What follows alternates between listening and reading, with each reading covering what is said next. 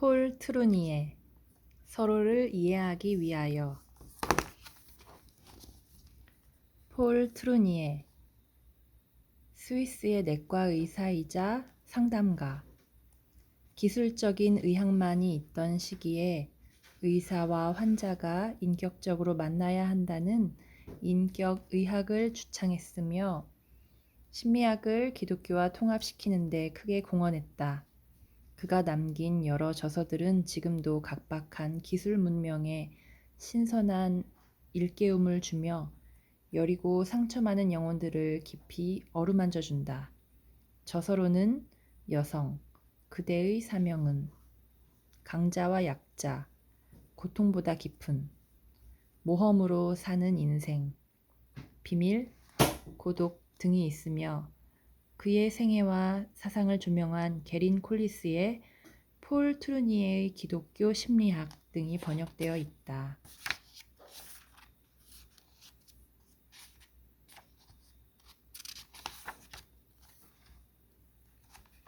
차례. 이해하기 위해서는 이해하고 싶은 마음이 있어야 한다. 닿을 수 없는 섬. 이해하기 위해서는 자신을 표현해야 한다. 이해하기 위해서는 용기가 필요하다. 이해하기 위해서는 용기가 필요하다. 이해하기 위해서는 사랑해야 한다.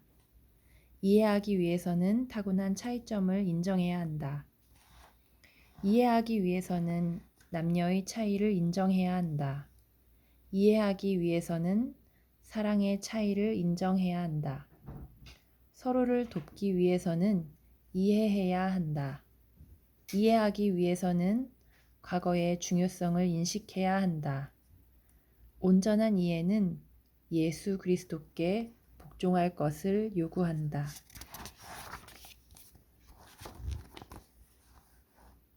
이해하기 위해서는 이해하고 싶은 마음이 있어야 한다. 며칠 전 나는 뉴욕에서 외과 의사로 일하는 한 미국인 동료를 알게 되었다. 그는 첫눈에 아주 호감이 가는 인상이었지만 우리가 서로를 이해하기란 상당히 어려운 일이었다. 그도 그럴 것이 나는 영어를 몇 마디밖에 못하는 형편이고 그도 불어를 거의 못했기 때문이다. 그런 가운데서도 우리는 어느 정도 통할 수 있었는데 그것은 우리 두 사람 모두 소통을 간절히 원했기 때문이다. 이 정도만 말해도 독자들은 이 책에서 탐구하려는 주제가 무엇인지 충분히 이해할 것이다. 서로를 이해하기 위한 첫째 조건은 이해를 향한 열망이 있어야 하고 그것을 추구해야 하고 자발적인 의지가 있어야 한다는 것을 기억해 두자. 이렇게 말하면 매우 진부하게 들릴지 모른다. 하지만 다른 사람을 이해하려는 태도는 매우 기본적인 것 같아도 그것은 우리가 생각하는 것만큼 평범하게 볼 수 있는 것이 아니다. 부부 간의 대화, 국가 간의 대화, 우리가 살고 있는 이 세상의 모든 대화에 귀를 기울여 보라. 그것은 대개 귀머거리들의 대화다. 사람들은 주로 각자 자기 생각을 내세우고 자신을 정당화하며 자신을 드러내고 다른 사람을 비난하기 위하여 말한다. 상대방을 진정으로 이해하기 위하여 의견을 주고받는 일은 거의 찾아보기 힘들다. 내가 만난 의사 친구는 뉴욕의 병원 일에 몰입해 있었다. 그는 자신의 일을 좋아했고 눈부신 성공을 이루었기에 충분히 만족하고 있었다. 문제는 단 하나, 신경과민인 그의 아내였다. 그는 아내를 뉴욕의 수천 명의 정신과 의사들 중 하나인 자신의 친구에게 보냈다. 그의 어머니도 신경과민이었기에 그는 어머니를 또 다른 정신과 의사에게 보냈다. 그리고 나서 그는 자신의 장모도 다른 정신과 의사에게 보냈다. 이렇게 그는 자신의 의무를 다한 셈이었다. 외과 의사는 심리적인 문제에 대해서는 아는 채 하지 않는다. 그들은 이런 문제로 오는 환자들을 전문가에게 맡긴다. 그러던 어느 날 아내를 치료하던 정신과 의사가 그를 불러 이런 말을 해줬다. 이봐, 자네는 아내에게 충분한 관심을 쏟지 않고 있어. 적어도 일주일에 한 번쯤은 함께 영화를 보거나 바람을 쐬는 게 좋겠네. 이 의사는 그다지 꽉 막힌 사람이 아니었다. 그는 기꺼이 정신과 의사의 충고를 따를 마음이 있었다.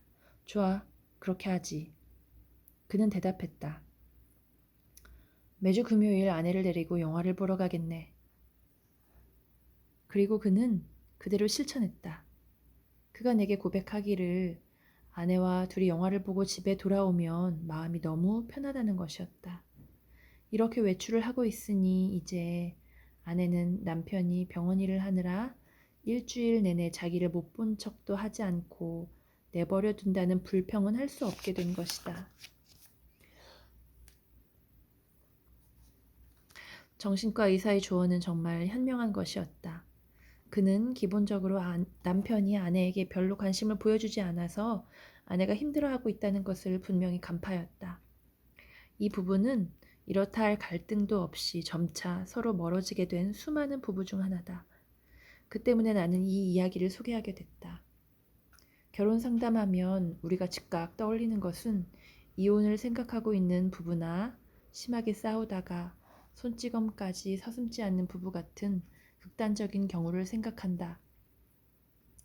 그러나 그 밖에도 우리가 주의 깊게 보아야 할 실패나 다름없는 결혼 생활이 얼마든지 많이 있다.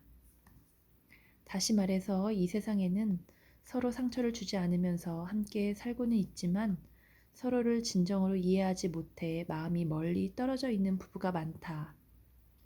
이제 그는 정신과 의사 친구의 도움을 받은 뒤 자신의 아내가 적어도 일주일에 한 번은 남편과 함께 외출할 필요가 있음을 이해하게 되었다.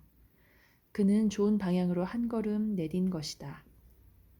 그러나 기본적인 면에서 여전히 그는 아내를 이해하지 못하고 있었다. 누군가를 이해한다고 해도 어느 정도나 이해를 하는지에 따라 차이는 크다. 많은 부부들이 서로를 깊이 이해하지 못한 채 심지어 이해하려는 노력도 하지 않고 여러 해를 함께 살아가고 있다.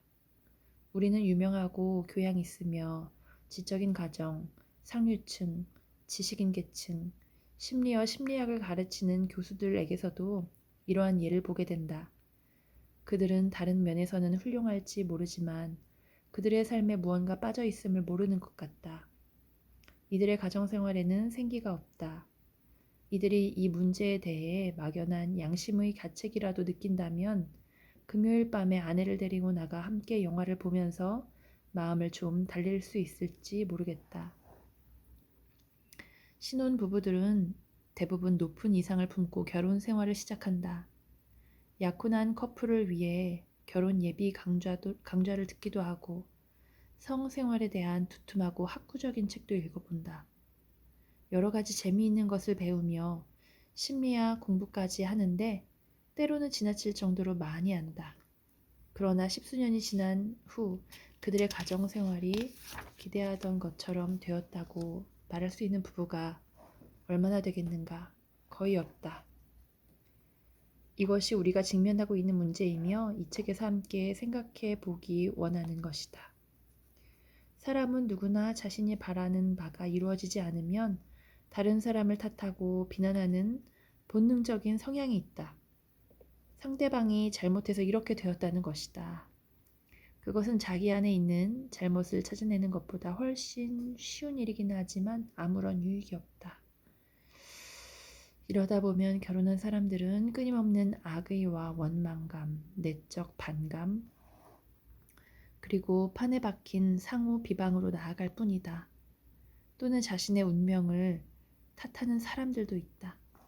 남자는 어쩌다가 운이 나빠 이렇게 구제불능인 여자를 만나게 되었을까 생각하고 여자는 어쩌다가 저렇게 답답한 남자를 만나게 되었을까 하고 팔자를 탓한다. 사람들은 자신의 책임을 회피하기 위하여 상대방의 인격, 건강 문제, 성격의 결함, 가정교육 또는 상대방이 자라난 전혀 다른 환경 등을 탓하는 경향이 있다. 사실 이와 같은 요인들은 물론 중요하다. 우리는 자녀들이 배우자를 제대로 선택하도록 잘 지도해야 한다. 어느 정도 비슷한 배경을 가진 사람을 만나는 것은 도움이 된다. 그러나 서로를 깊이 이해하는 행복한 결혼 생활이 두 사람의 성장 배경에 따라 좌우된다고 생각하는 것은 정말 어리석은 일이다. 결코 그렇지 않다. 결혼은 우리가 날마다 조금씩 만들어가는 것이기 때문이다.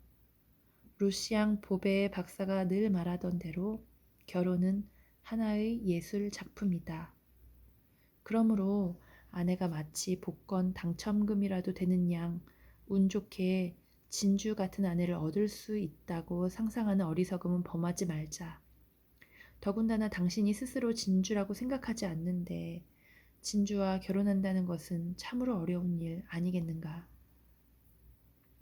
따라서 정말 중요한 것은 행복한 결혼 생활을 위해 함께 노력하는 것이다. 이것은 처음부터 얻어지는 특권이 아니라 애써 성취해야 할 목표다. 그런데 행복한 결혼 생활을 위해서는 반드시 서로를 이해해야만 한다. 소위 성격 차이라는 것은 이혼 소송을 맡은 변호사들이 지어낸 근거 없는 미신에 불과하다. 또한 그것은 사람들이 자신의 약점을 감추기 위해 내세우는 흔해 빠진 변명이기도 하다. 나는 성격에는 궁합 같은 것이 없다고 믿는다. 성격 차이란 없다. 오해와 실수는 있을 수 있다. 그러나 의지만 있다면 그런 것들은 얼마든지 바로 잡을 수 있다. 내가 볼 때 가장 흔한 잘못은 완전히 솔직해지지 못하는 것이 아닌가 싶다. 나는 많은 부부들을 만난다. 그리고 그들이 어려움을 겪는 이유는 서로에게 마음을 열지 못하기 때문임을 알게 된다. 서로에게 성실하고 완전하게 마음을 열지 못하는 것이다. 이런 상태에서 진정한 이해는 불가능하다. 부부가 서로 언제나 모든 것을 말할 수 있을 정도로 용기가 있다면 틀림없이 수많은 갈등을 겪겠지만 그들의 결혼 생활은 더 풍요로워질 것이다. 이와는 반대로 숨기고 위장하는 부부는 결혼 생활에 실패할 가능성이 많다. 많은 부부들이 서로 자신의 진정한 감정과 생각과 확신, 그리고 개인적인 반응 일부를 숨기고 있으면서도 이를 인식하지 못한다. 내 상담실을 방문한 한 남자가 저는 모든 것을 아내와 의논합니다. 하고 진지하게 말했다. 우리는 그가 관심을 갖고 있는 여러 주제에 대해 이야기를 나누었다. 그러다가 내가 물었다. 이런 문제들에 대해 선생님의 부인은 어떻게 생각하십니까? 아, 그런 것들은 아내에게 말하지 않을 겁니다. 말해봤자 이해하지 못할 거예요. 이런 대답이 불쑥 튀어나왔다. 아내는 도무지 이해하지 못할 거예요. 바꾸어 말하면 아내는 그의 의견에 동조하지 않을 것이며 그는 논쟁을 피하고 싶다는 말이다. 이렇듯 많은 부부들이 평화롭게 지내기 위해 서로를 진정 이해하는 일에서 가장 중요한 문제들, 때로는 감정이 개입되는 문제들을 옆으로 제쳐놓는다. 이렇게 해서 언제나 투명한 유리 같아야 할 부부관계가 조금씩 흐려지는 것이다. 그들은 서로 낯선 사람이 되어가기 시작한다. 그들은 하나님이 결혼을 위해 예비하신 법칙인 온전한 하나됨을 이뤄가고 있다. 하나님은 결혼 제도를 만드시면서 이제 둘이 아니요 한 몸이니 라고 선언하셨다. 한 몸이 된다는 것은 분명 서로 비밀이 없다는 의미다. 부부가 서로에게 문제를 숨기기 시작하면서부터 결혼 생활의 기본이 되는 하나됨은 상처를 입는다. 그들은 실패의 길에 들어서는 것이다. 아무리 좋은 의도였다 해도 혹은 그 비밀이 아주 좋은 내용이라 해도 마찬가지다. 우리는 수치스러운 것 못지않게 자랑스러운 것도 쉽게 숨길 수 있다.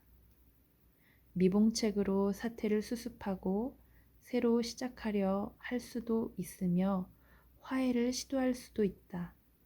그러나 참된 새로운 시작은 언제나 좀 더 깊고 어려운 길, 서로를 향한 정직함을 통해 열리게 될 것이다.